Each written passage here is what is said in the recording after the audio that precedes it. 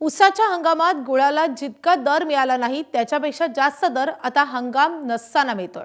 अन्न आणि औषध प्रशासनाच्या आयुक्तपदाचा कार्यभार तुकाराम मुंढेंनी घेतल्यानंतर अन्न आणि औषध विभागानं गेल्या काही दिवसांपूर्वी गुऱ्हाळ घरावर छापा टाकून कारवाई केली आहे। त्यामुळे भेसळ करणारे गुऱ्हाळ घर बंद झाले आणि त्यामुळे उच्च प्रतीचा गुळ बाजारामध्ये येऊ लागलाय।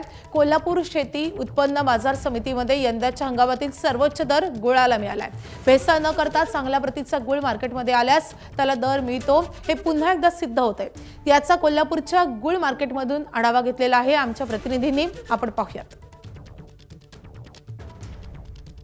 चांगल्या प्रतीचा दर्जेदार गुळ तयार करणाऱ्या शेतकऱ्यांसाठी आनंदाची बातमी म्हणजे जो सीझन होता गुळाचा त्याच्यापेक्षा आता ऑफ सीझन मध्ये गुळाला दर आहे तो बऱ्यापैकी चांगला मिळताना या ठिकाणी पाहायला मिळतोय। मी सध्या कोल्हापूरच्या कृषी उत्पन्न बाजार समितीमध्ये आहे आणि या ठिकाणी जर बघितलं तर गुळाचे लिलाव आहेत ते पार पडलेले आहेत आणि ज्यावेळी गुळाचा सीझन असतो त्यावेळीपेक्षा आता दर हा बऱ्यापैकी चांगला आहे असं देखील या ठिकाणी म्हणणं आहे।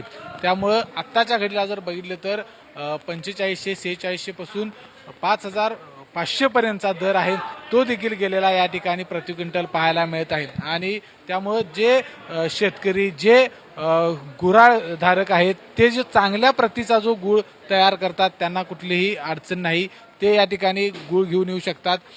काही दिवसांपूर्वीच या ठिकाणी अन्न आणि औषध विभागानं कोल्हापूर जिल्हा असेल किंवा इतर जिल्ह्यामधल्या गुऱ्हाळ घरांवरती छापे टाकले, त्याच्यानंतर काही सूचना आहेत त्या केल्या आणि त्याच्यानंतर जर बघितलं तर कोल्हापूर जिल्ह्यात असे अनेक चांगले गुऱ्हाळ घर आहेत जे पारंपरिक पद्धतीनं चांगल्या प्रतीचा कुठलाही भेसळ न करता गुळ तयार करणारे गुऱ्हाळघर अजूनही कोल्हापूरमध्ये आहेत। त्यामुळं जो काही सीझन होता गुळाचा जो सीझन होता त्या सीझनमध्ये जितका दर मिळाला नाही त्याच्यापेक्षा अधिकचा दर आहे तो आता ऑफ सीझनमध्ये गुळाला मिळायला सुरुवात झालेली आहे।